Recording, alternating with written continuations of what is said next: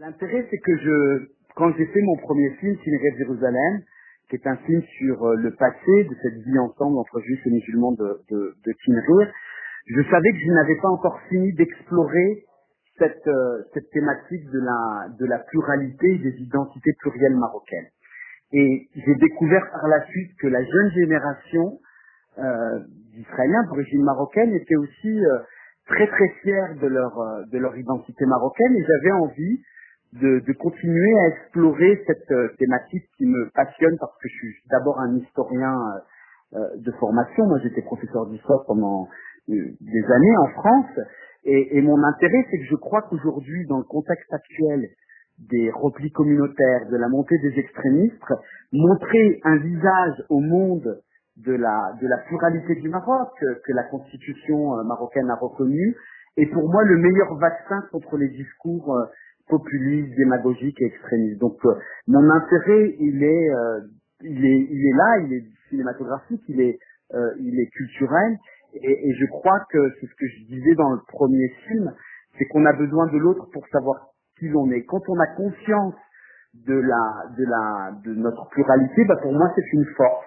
Et c'est ça que j'ai envie de faire prendre conscience aux Marocains, mais aussi aux autres, parce que Cinéret de Jérusalem a circulé dans le monde entier, il continue de circuler partout. C'est même devenu un objet d'étude dans des universités prestigieuses, comme aux États-Unis, à Princeton, à Columbia.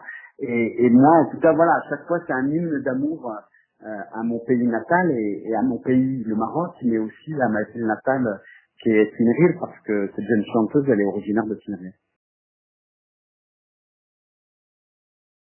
Il diffère du premier parce qu'il va aller plus loin dans la réflexion sur c'est quoi c'est quoi pour des gens qui sont issus. Moi, je suis franco-marocain, par exemple.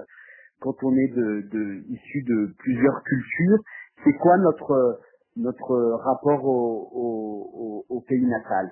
Et la différence essentielle réside aussi, voilà, le premier, c'est ce que je disais dans la première question, c'est que c'est un film sur un passé qui n'existe plus, d'accord, et qui malheureusement, existe encore un petit peu dans les grandes villes comme Casablanca, mais il reste plus beaucoup de juifs par rapport aux 300 000 qui existaient avant.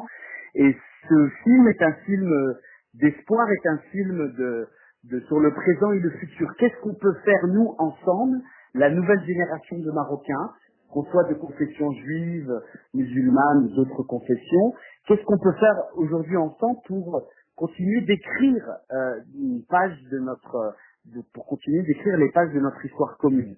Et voilà, c'est un film contre la fatalité. C'est pas parce que dans les années 50, 60, il y a eu ce grand départ des Juifs du Maroc, il en reste encore aujourd'hui, que l'histoire est terminée. Pour moi, c'est une manière de recréer des ponts et de recréer des liens par notre culture commune, par cette musique que nous partageons, par cette mémoire commune. Et voilà, c'est un film sur le présent et sur notre futur en commun. Très bien. Dans les teasers, on peut apercevoir la chanteuse Netta Al-Qayem. Et donc, comment est-ce que vous l'avez rencontrée?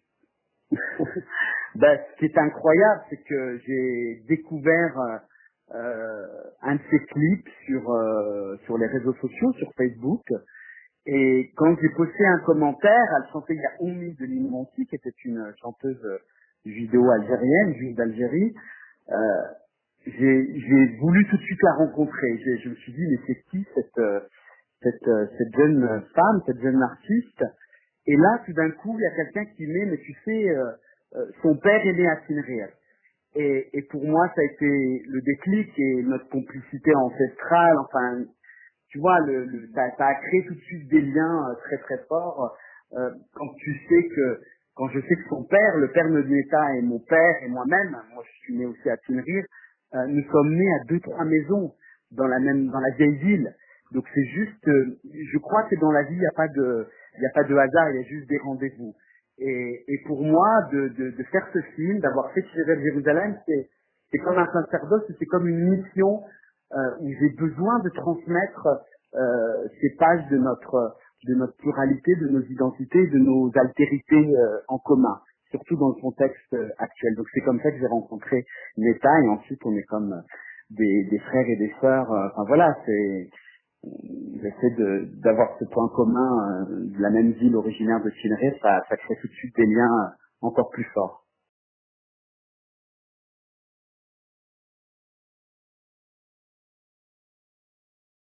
Donc moi, de toute façon, ce film-là, je l'ai pas encore, Retour au pays natal, je l'ai pas terminé. Je crois que je suis à 70%.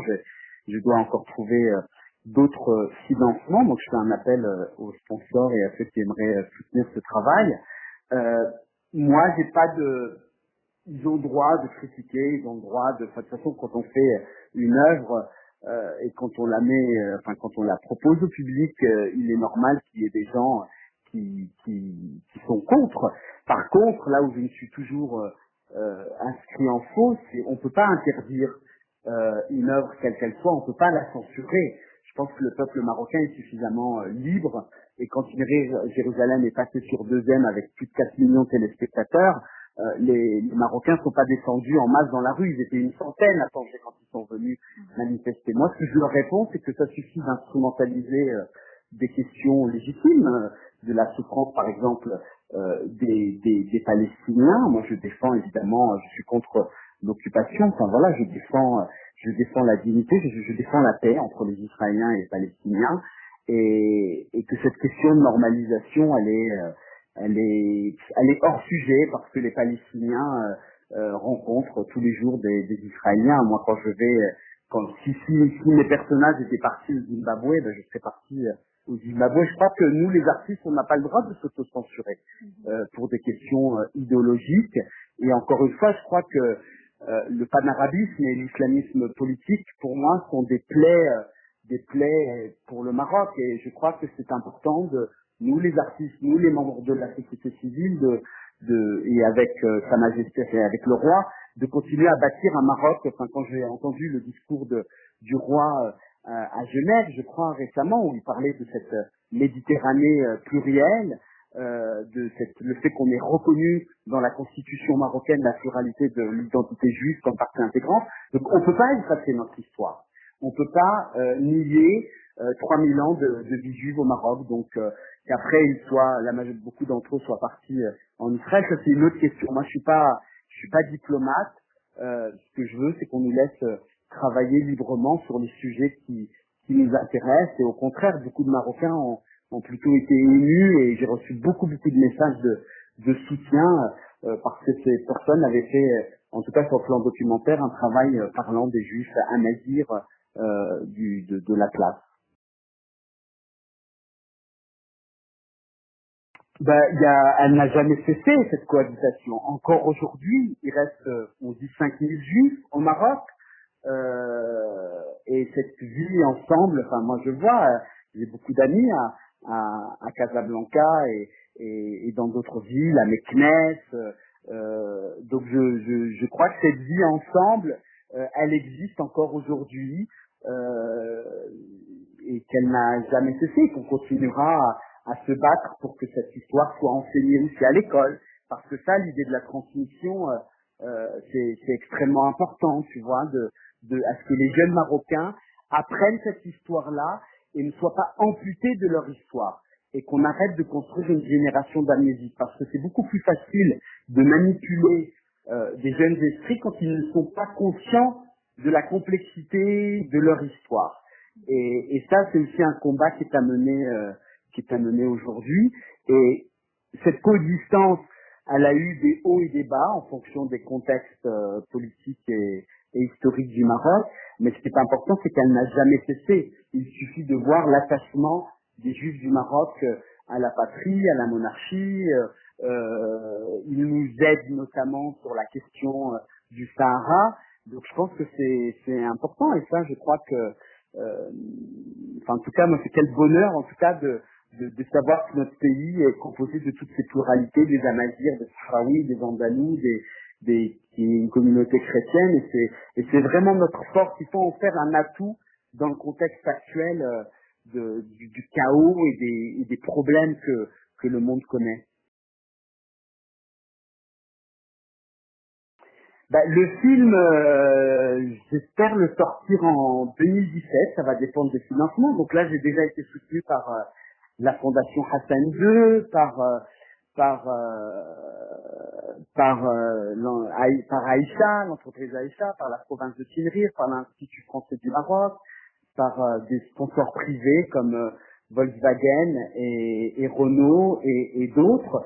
Donc moi je prends mon temps parce que pour moi c'est comme Tinrir de Jérusalem, c'était mon premier enfant, mon premier bébé, et Retour au pays natal, c'est aussi toujours, voilà, moi je fais des films qui sont en même temps très subjectifs et très personnels, parce que j'interroge aussi mon propre rapport à mon pays natal, au Maroc. Moi j'ai grandi en France, je suis né au Maroc, mais j'ai quitté le Maroc, j'avais 6 mois, et je suis retourné vivre, maintenant j'habite au Maroc, à Marrakech, et c'est aussi, ça me pose plein de questions sur mes identités. Donc c'est aussi un film miroir que je fais avec cette jeune génération qui a été pour eux complètement coupée de la terre. Moi j'ai jamais été coupé de la terre marocaine parce que je revenais chaque été au bled voir ma famille et notamment mes grands-parents.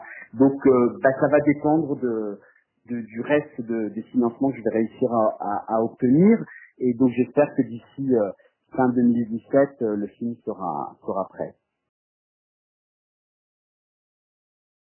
Je travaille sur d'autres projets en parallèle, notamment un portrait que je vais bientôt commencer de femmes, enfin voilà, des portraits de femmes qui préservent l'environnement. Je le fais dans le cadre parce que c'est bientôt la COP 22, et je le fais avec le soutien de ONU Femmes et de l'ambassade de France.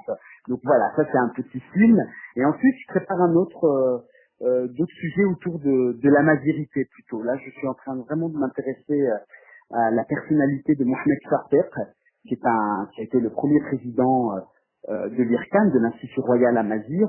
Et voilà, j'ai envie de reconstituer une fresque de l'histoire, de ce que le roi a parlé, comme dans son discours de 2000, que la mazirité, c'est le substrat et le fondement de la société marocaine. Et j'ai envie de mettre en valeur cette identité, cette pluralité de l'identité marocaine, encore une fois, à travers notre riche histoire qui est, enfin voilà, et de faire prendre conscience aux Marocains de notre spécificité africaine, amazigh et méditerranéenne.